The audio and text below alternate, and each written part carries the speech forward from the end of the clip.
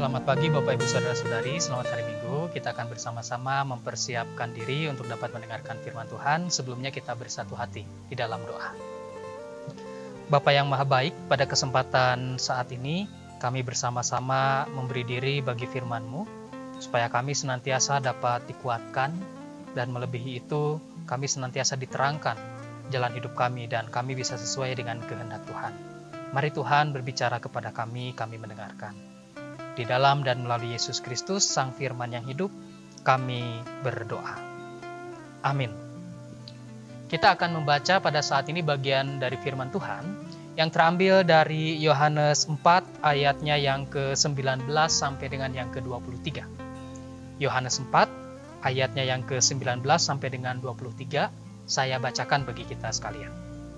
Tuhan, nyata sekarang padaku bahwa Engkau seorang nabi. Nenek moyang kami menyembah di atas gunung ini, tetapi kamu katakan bahwa Yerusalemlah tempat orang menyembah. Kata Yesus kepadanya, percayalah kepadaku, hai perempuan, saatnya akan tiba bahwa kamu akan menyembah Bapa bukan di gunung ini dan bukan juga di Yerusalem. Kamu menyembah apa yang tidak kamu kenal, kami menyembah apa yang kami kenal, sebab keselamatan datang dari bangsa Yahudi. Tetapi saatnya akan datang dan sudah tiba sekarang, bahwa penyembah-penyembah benar akan menyembah Bapa dalam roh dan kebenaran. Sebab Bapa menghendaki penyembah-penyembah demikian. Demikianlah firman Tuhan, dan berbahagialah kita semua yang bukan hanya bersedia untuk membaca, tapi dapat mendengarkan, merenungkan, memelihara, dan memberlakukan firman Tuhan dalam kehidupan sehari-hari. Hosiana. Bapak Ibu Saudara-saudari yang dikasihi Tuhan, kalau boleh saya bertanya, apa tujuan Anda beribadah di gereja? Saya menduga jawabannya adalah untuk berbakti kepada Tuhan, memuji Tuhan, menyembah Tuhan, dan sebagainya. Nah, kalau misalkan tebakan saya benar, kalau tujuannya memang untuk berbakti, memuji, menyembah, pertanyaan selanjutnya, apakah kita bisa juga melakukannya di tempat lain selain di gereja? Jawabannya tentu bisa. Bapak Ibu Saudara-saudari, saat ini terjadi pro kontra mengenai kebaktian akibat social distancing atau menjauhi segala bentuk perkumpulan akibat kita tahu pandemi virus corona. Pemerintah menghimbau seluruh warga masyarakat untuk melakukan social distancing supaya terdapat pencegahan atau memutus rantai penularan virus corona di antara masyarakat. Akibatnya semua harus dilakukan di rumah. Belajar di rumah, kerja di rumah, ibadah pun di rumah. Dengan demikian banyak gereja yang menghentikan untuk sementara kegiatan gerejawinya, termasuk juga kebaktian minggu. Bagi sebagian orang, meniadakan kebaktian minggu seakan sebagai bentuk dari sikap tidak beriman, terlalu paranoid, tidak percaya pada perlindungan Tuhan, dan sebagainya. Bahkan untuk menguatkan pandangannya, dikutiplah ayat Alkitab. Khususnya Mazmur 91 yang berkata, engkau tak usah takut terhadap kedahsyatan malam, terhadap panah yang terbang di waktu siang, terhadap penyakit sampar yang berjalan di waktu gelap, terhadap penyakit menular yang mengamuk di waktu petang, sebab Tuhan ialah tempat perlindunganmu. Tetapi ternyata ada juga orang yang pro terhadap ibadah yang diselenggarakan di rumah. Mereka berpandangan kalau kebaktian di gereja kita bisa menularkan virus corona. Kita bukan hanya tidak mengasihi diri sendiri, tapi juga tidak mengasihi orang lain dengan menularkan virus itu yang jangan-jangan ada pada diri kita. Karena itu mereka juga mengutip ayat Alkitab. Misalkan, kasihilah sesamamu manusia seperti dirimu sendiri. Atau cerita tentang Tuhan Yesus yang dicobai iblis untuk menjatuhkan diri dari hubungan bait Allah. Di situ Tuhan Yesus berkata, ada tertulis, jangan mencobai Tuhan Allah. Nah, jika demikian, yang terjadi adalah perang ayat. Seakan-akan ayat Alkitab tidak saling mendukung atau berlawanan satu dengan yang lainnya. Bapak Ibu Saudara-saudari yang dikasihi Tuhan, saya tadi membaca bagian Alkitab dalam Yohanes 4 tadi yang sebetulnya tidak sesuai dengan daftar pembacaan Alkitab dari Sinode. Tujuannya supaya semakin meneguhkan dan meyakinkan kita semua akan kondisi yang kita alami saat ini. Tuhan Yesus dalam bacaan kita tadi mengatakan bahwa saatnya akan tiba bahwa kamu akan menyembah Bapa bukan di gunung ini dan bukan juga di Yerusalem, ayat 21.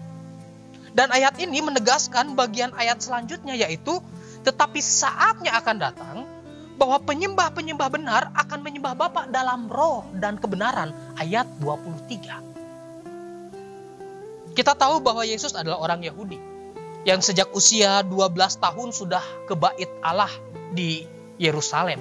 Kita tahu cerita itu.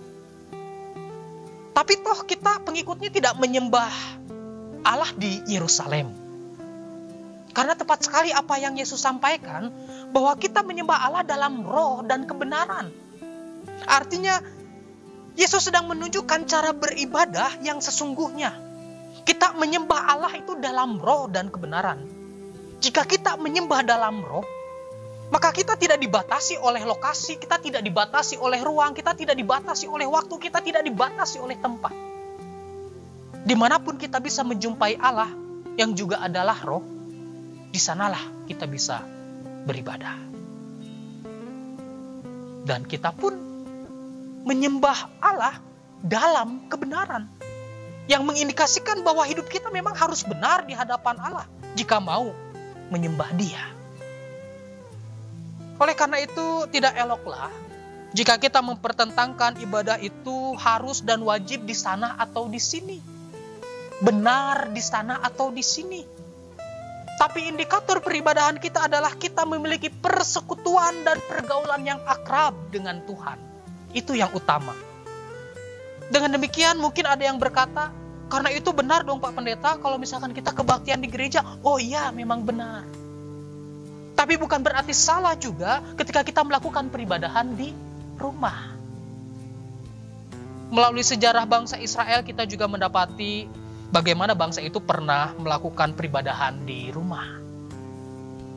Yaitu ketika sedang mengalami penjajahan Babel, di mana bait Allah hancur.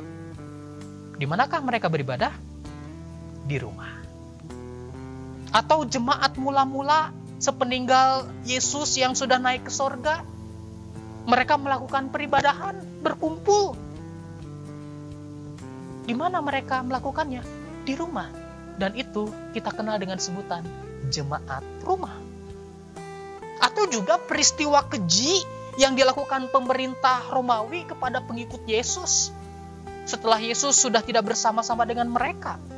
Yang menjadikan mereka hanya bisa beribadah juga di rumah. Dengan demikian ini bukan tentang beriman atau tidak beriman ketika kita beribadah di rumah atau di gereja. Tapi justru sebagai bentuk solidaritas kita sesama manusia supaya kita bisa segera menghentikan pandemi COVID-19 ini. Maka dari itu saya menekankan kita semua, khususnya warga jemaat GKP Bandung, bahwa peribadahan yang saat ini kita lakukan di rumah ataupun juga di minggu depan yang juga masih akan dilakukan di rumah, peribadahan itu sama nilainya dengan peribadahan yang kita lakukan di gereja. Yang utama adalah jika kita memiliki persekutuan dan pergaulan yang intim dengan Tuhan, disitulah makna peribadahan yang sesungguhnya. Di minggu-minggu Prapaskah ini, mari kita sama-sama menahan diri untuk bisa berada di rumah sebagai bentuk solidaritas dan berjuang bagi kehidupan bersama yang Tuhan anugerahkan kepada kita. Bukankah Prapaskah sejatinya adalah juga distansi? Masa untuk berdisiplin rohani, menahan diri. Terlebih kita saat ini sedang ingin menahan diri untuk tidak keluar dari rumah, menjaga diri kita juga menjaga banyak orang. Mari Bapak Ibu Saudara-saudari, kita tetap beribadah. Selamat beribadah Jaga diri baik-baik dan ingat, iman harus disertai dengan imun. Amin.